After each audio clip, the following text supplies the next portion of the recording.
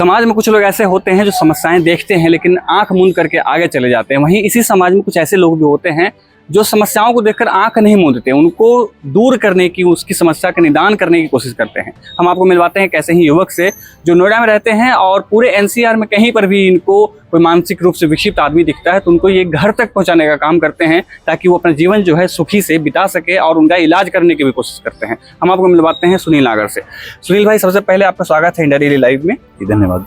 और कब से आपने ये काम शुरू किया और कैसे लोग आपसे कांटेक्ट करते हैं, इस बारे में हमारे दर्शकों को बताइए। आदित्य जी, करीब 8-10 साल पहले की बात है। मुझे एक मानसिक विक्षिप्त व्यक्ति मिले थे, तो मैंने उनको प्रशासन को सौंपा कि आप इसे हॉस्पिटल में पहुंचा दीजिए। तो सबसे पहले तो उनका, पुलिसकर्मियों का मेरे पास जवाब आया कि हमारे पास में इनके लिए कोई सुविधा नहीं है। मैंने थोड़ा प्रेशर दिया तो उसे ले गए, लेकिन उसके बाद उन्होंने ले जाकर के उसे कहीं जंगल में फेंक दिया, जिसके बाद उनकी डेथ हो गई। उसके बाद मुझे लगा कि मुझे ऐसे लोगों के लिए कुछ करना चाहिए, तो मैंने प्रयास शुरू किए। जिसके बाद मैं लगातार जो इस तरह के मुझे मानसिक अस्वस्थ व्यक्ति मिलते हैं तो मैं उनके लिए प्रयास करता हूं कि उन्हें सरकारी अस्पताल में या किसी संस्था के द्वारा उनका इलाज करा करके उनको घर पहुंचाएं।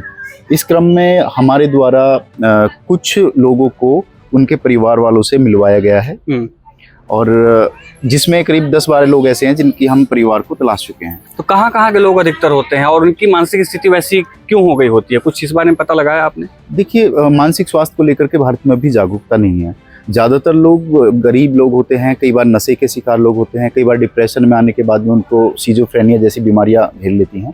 तो ज़्यादातर इसी तरह के लोग हैं और इनको क्योंकि जागरूकता नहीं है, प्लस समाज भी ऐसे लोगों को स्वीकार नहीं करता है, तो सड़कों पर घूमने लगते हैं, तो इसके बाद उनकी हालत हो जाती है। आपसे लोग कैसे कांटेक्ट करते हैं? क्या लोगों को आपका नंबर होता है या कुछ कोई ऐसा उपाय? नहीं, मुझसे कोई कांटेक्ट नहीं करता है। दरअसल जो मुझे खुद ही इस तरह के लोग दिखाई देते हैं तो मैं प्रयास करता हूं उनके लिए। सबसे पहले मैं प्रयास करता हूं कि प्रशासन के द्वारा उनको कोई शेल्टर मिल जाए, लेकिन ये बड़ी अफसोस की बात है कि प्रशासन के पास इस तरह की कोई व्यवस्था नहीं है। ज्यादातर जगह पर कोई, किसी भी मतलब जिले में कोई शेल्टर नहीं है। तो क्या सरकारी कोई नियम तो होना चाहिए, जैसे समाज कल्याण विभाग होता है जो हर जिले में होता है जी, तो क्या ऐसा कुछ है व्यवस्था जिसमें उनके लिए रहने की? मैं बताता हूँ। दरअसल 2014 में भारत सरकार द्वारा मानसिक स्वास्थ्य नीति लाई गई थी, जिसके बाद 2017 में मानसिक स्वास्थ्य एवं देखभाल अधिनियम लाया गया, जिसमें इसके लिए प्रावधान है कि हर जिले को एक प्राधिकरण का गठन करना होगा। लेकिन अभी 23 राज्यों में इसके लिए प्राधिकरण का गठन हो गया है। लेकिन सबसे बड़ी समस्या ये है कि मानसिक स्वास्थ्य देखभाल अधिनियम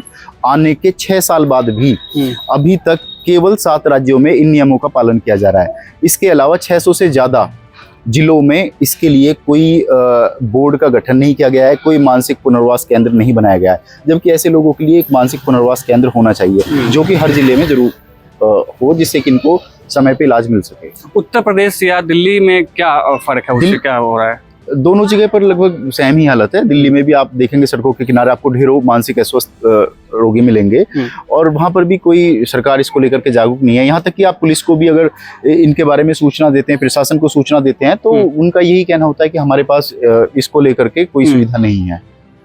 अच्छा, एक बात ये दिक्कत होती है कि जैसे उनसे बहुत सारे ऐसे लोग होते होंगे जो बोल नहीं पाते हैं, तो आप उनसे पता कैसे निकलवाते हैं उनका, कैसे उनसे डिस्कस करते हैं कि आपका घर कहाँ है? सबसे पहली बात ये कि जो इस तरह के लोग जो सड़कों पे इस अवस्था में मिलते हैं, उनमें से ज्यादातर लोग सिजोफ्रेनिया जैसी गंभीर बीमारियों के शिकार होते हैं, जो कि एक मानसिक अस्वस्थ हैं। तो उनके लिए हम उनकी बात करने की कोशिश करते हैं, जिनमें हमें कुछ लोगों में ऐसा दिखाई देता है कि ये शायद हमसे खुल सकें। तो उनकी एक काउंसलिंग के बाद लगातार 5-7 दिन बात करने के बाद में उनसे हम कुछ इनपुट मिल जाते हैं। उन इनपुट के सहारे हम कोशिश करते हैं कि इसका परिवार ढूंढा जाए। फिर सोशल मीडिया आदि का सहारा लेकर के हम उनका परिवार ढूंढते हैं।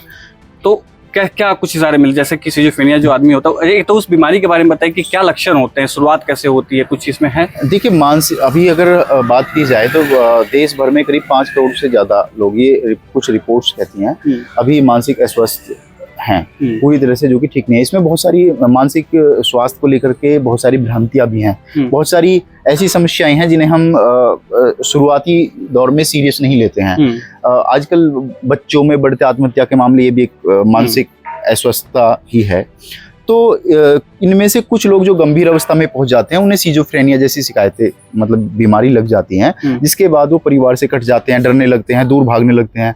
ये लोग अपने परिवार को से संपर्क टूट जाता है और किसी रेलवे स्टेशन पर, किसी बस स्टैंड पर या किसी सुनसान जगह पर, कूड़े के ढेर पर, इस तरह की जगहों पर ये लोग रहने लगते हैं। और फिर वहाँ इनको कोई इलाज नहीं मिल पाता है, इनको समय पे खाना नहीं मिल पाता है, जिसके बाद इनकी स्थिति और ज़्यादा बिगड़ती जाती है। अच्छा, जब पहला कोई आदमी आपको मिलता है, जो फर्स्ट इम्प्रेशन आपका मिलता है कोई आदमी, तो क्या स्थिति होती है? आप उसको कैसे, कितना दिन लगता है एक आदमी को उनके घर तक पहुंचाने में? खर्चा कितना आता है? वो खर्चा आता कहाँ से आपके पास में? देखिए, हमारा कोई एनजीओ नहीं है फिलहाल, और हम लोग मैं अपनी तरफ से खुद ही प्रयास करता हूँ। पहले मैं कोशिश करता हूँ कि प्रशासन के द्वारा उसे किसी शेल्टर में भेजा जाए। हालांकि इसमें मुझे हमेशा नकारात्मक रवैया ही रहता है प्रशासन का, क्योंकि उनके पास कोई शेल्टर है नहीं। जैसा कि मैंने बताया भी कि 600 से ज़्यादा जिलों में अभी तक किसी में भी कोई मानसिक अस्वस्थ रोगियों के लिए पुनर्वास केंद्र की स्थापना नहीं की गई है, जबकि मानसिक स्वास्थ्य देखभाल अधिनियम में इसके लिए प्रावधान है कि आपको हर हाल में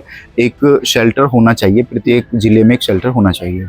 तो इन लोगों के लिए हम पहला प्रयास यही करते हैं कि उनसे बात करें, उनका समझें कि ये कहाँ का रहने वाला है, या उनके परिवार के बारे में कुछ इनपुट मिल जाए हमें, जिसके बाद हम अपना प्रयास शुरू करते हैं।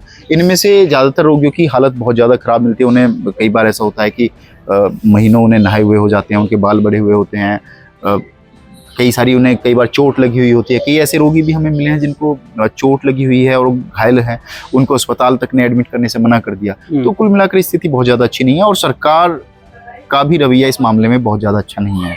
जिले की अगर मैं बात करूँ, अपने जिले की भी बात करता हूँ, तो मैं प्रशासन से जितनी बार भी मेरे द्वारा सवाल किया गया है, तो यही कहते हैं कि हमारे पास इसको लेकर के कोई सुविधा नहीं है। पुलिस कहती है कि हम क्या देखें, क्या हम इनके लिए काम करें या अपराधियों को पकड़ें। तो ये स्थिति है। तो एक बात ये भी समझ में आती है कि जो प्रशासनिक तौर पे बहुत दिक्कतें हैं, तो क्या आप कुछ ऐसी कोशिश कर रहे हैं जिससे इस तरीके की सुधार आए?